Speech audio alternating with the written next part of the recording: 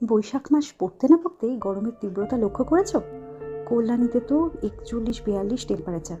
Weather রিপোর্টে বলছে আরও গরম বাড়বে। যতই গরম হোক, ছুটির দিন 4-5 রকম আইটেম না হলে চলে, তাই না? আজ রান্না করলাম ডিম সেদ্ধ, মুসুর ডালের বড়া। মুসুর ডাল ভালো করে বেটে নিয়ে তাতে পেঁয়াজ কুচি, লঙ্কা কুচি, নুন, হলুদ ইত্যাদি দিয়ে ভালো করে মেখে নিয়ে ডুবো তেলে ভেজে নিয়েছি। এগ তড়কা করেছি, পাতলা কাঁচা আমের ডাল, সজনে ডাঁটার চচ্চড়ি আর আলু দিয়ে আর মাছের ঝোল। এই সময় সজনে ডাঁটা, আমের ডাল, আমের টক খেতে বেশি ভালো লাগে। যাই হোক, ছুটির দিনে দুপুরবেলা পরিবারের সকলের সাথে গল্প করতে করতে খেতে বেশ ভালোই লাগে। ছোটবেলায় খাবার পাতে কথা বললে বাবা বকতো, কিন্তু আমার গল্প করে খেতে বেশ ভালো লাগে।